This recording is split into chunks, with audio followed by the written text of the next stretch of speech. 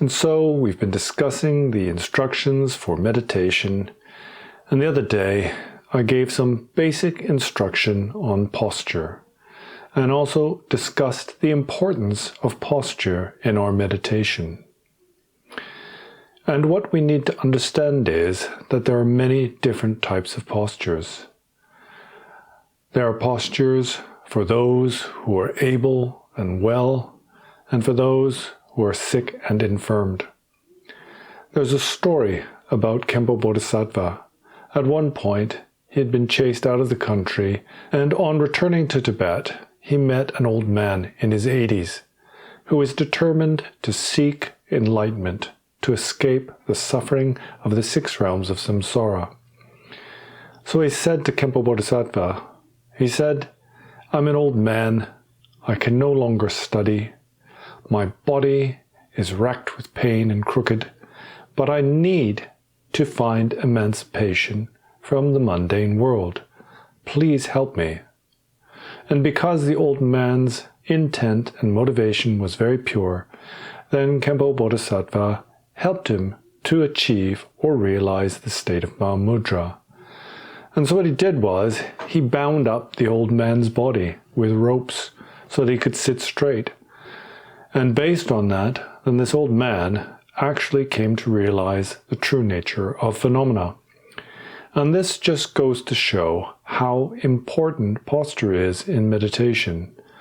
It's taught that we need to have our channels open, and for the energy in the chakras to be able to flow freely. But of course there are many ways to achieve this. And as I said before, then somebody who has a good understanding of meditation doesn't need a particular physical posture. If you look at the old Thangka paintings of masters like Tilopa and Naropa, and you'll be familiar with these because they dress like yogis and are mostly naked, but their posture is terrible.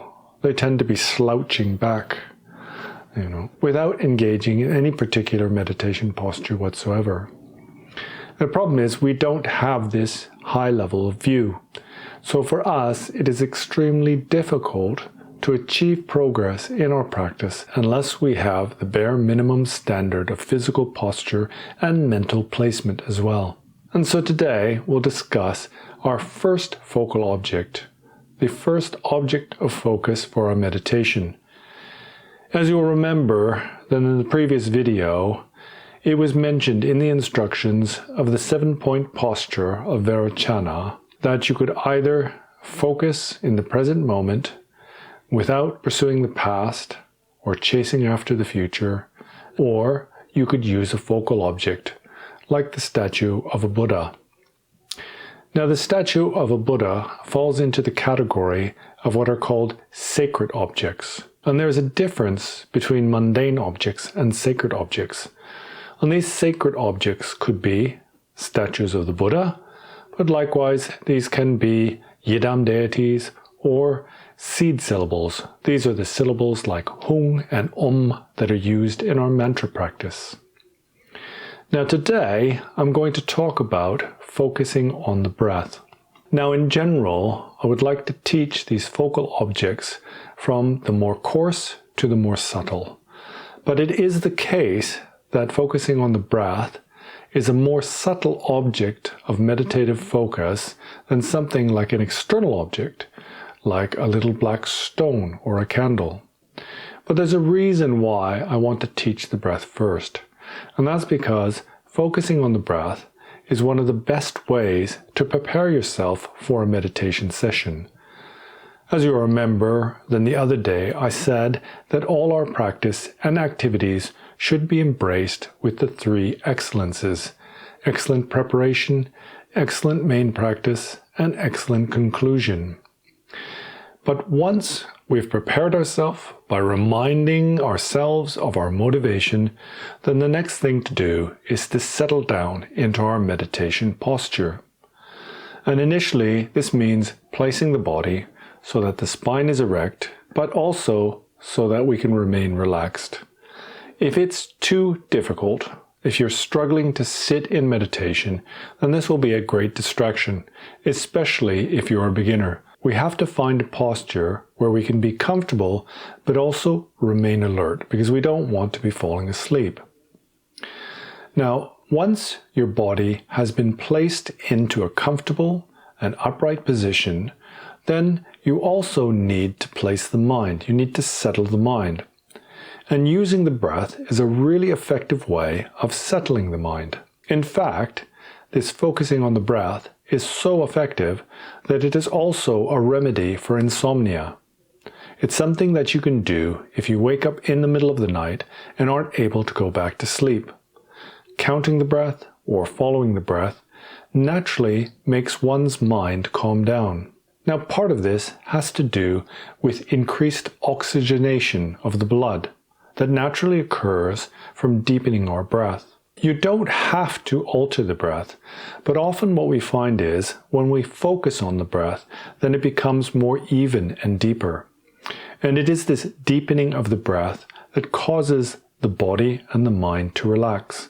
And this is very much a physical reaction. As I said, the increase in oxygen makes us feel sleepy or makes us feel more relaxed. So how is it that we focus on the breath? Well, there's many different techniques. For example, you may have heard of the practice of counting the breath. This is a form of developing mindfulness. But likewise, we can merely remain aware of the breath without counting it. Now, there's no significant difference when we're counting the breath from the usual meditation posture. But in terms of how we use the nose and the mouth, then there are some slight differences. For example, we can focus on merely being aware of the breath entering the body and leaving. And we can do this with the mouth closed. When you close your mouth and breathe through your nose, then you have a sensation of the breath passing through the nostrils. As the air comes in, that sensation is cooling. And as you exhale, the breath is warmer. This area beneath the nose, called the philtrum, or the internasal depression, becomes very sensitive to the passage of air. And so this is something that we can remain aware of. And quite simply, you can sit in your meditation posture with the eyes either closed or open, and then expel all your stale air, and draw the breath in. As the air comes into the nose, then it will touch this area around the nostrils and on the philtrum. And what we do is we use this as a focus, something to tether our awareness to.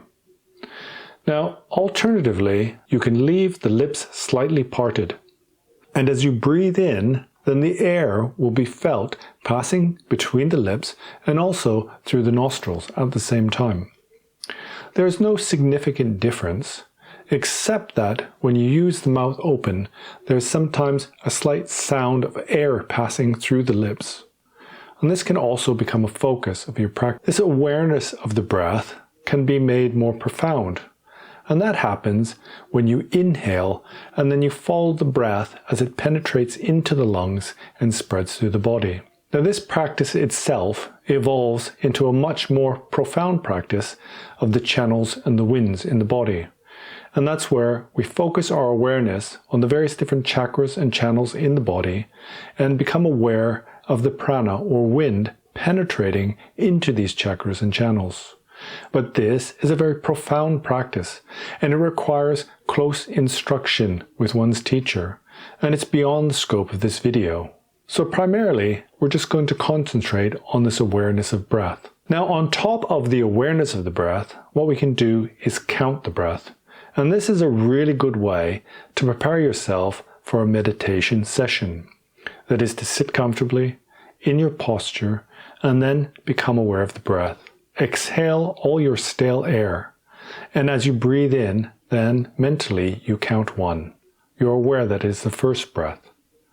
And then again, exhale and inhale, remaining aware of the breath passing in through the nostrils or between the lips and the nostrils. And then you count 2 and 3 and so on until you reach 21. Now this is quite difficult because in general we become distracted before we reach the number 21. Some people say that they lose awareness of their breath even after 3 or 4 breaths. But that's not important. You just have to do what you can. In the practices on generating bodhicitta, then what we do is we count up to 21, and we start our practice in that way. But you can count to 12, or you can count to 7, or 5, or 3, or you can practice merely being aware of the breath for a few minutes before you start your main meditation practice. Now, it isn't that you have to count the breath necessarily sitting up. If you're lying on your back with your knees up, and this could be because you have back pain or damaged vertebrae in your spine, then you can place your hands on your stomach. And as you do this, when you inhale, you will notice an expansion of the abdomen. And this can help you to remain mindful and aware of the breath. Now, as I said before, the results of this practice is a very significant calming of the mind. In fact, this is a form of relaxation, and it can be quite a deep relaxation, so that some people actually fall asleep from doing breath practice. For example, as is claimed by Thich Nhat Hanh in his book on Anapanasati Sutra, or the Sutra on Counting the Breath, then the Buddha achieved enlightenment through this practice of mindfulness of the breath. This is not the position held by the Tibetan Mahayana tradition. In fact, what we teach is that the Buddha was already enlightened before deciding to be reborn in the human realm, and that this enlightenment came about through the practice of Mahamudra, or Vajra-like Samadhi. But whatever is the case, then it is certain that this practice of meditation, focusing on the breath, is very powerful. And not only that, it's a great way for us to prepare ourselves for our daily meditation practice. Now, as I said, this practice of focusing on the breath can make one quite relaxed, to the point where one feels like one needs to fall asleep. This kind of internal practice has the tendency to make one's sense perceptions draw inwards, and that is also the case when you're meditating with your eyes closed. And so, if you find that this practice of counting the breath or being mindful of the breath tends to make you sleepy, you can do that practice with the eyes open. Likewise, if you focus at a point slightly elevated up into the sky, this has the effect of making you more alert and less prone to falling asleep. Also, it is the case that if your mind is agitated and you're thinking a lot, and you look down towards the floor, this will likewise reduce the amount of thoughts that you have. The important thing is that you should have experience in meditation and try out various different techniques, because it is based upon the time that you dedicate to your practice that you will develop personal experience in meditation, and this will help you to direct your practice in an informed manner. Of course, if you have a close relationship with a teacher and they are familiar with your tendencies, then they will be able to guide you in a skillful manner to help you gain progress on the spiritual path. Again, as I said before, a lot depends on your motivation. It's really important for you to be honest with yourself and to understand what it is you're aiming for in your practice. If you just feel a lot of anxiety in your life and pressured by work and family situations, then it might be the case that this kind of meditation of focusing on the breath is all you need. And that's because this practice has a strong pacifying or calming effect on the mind.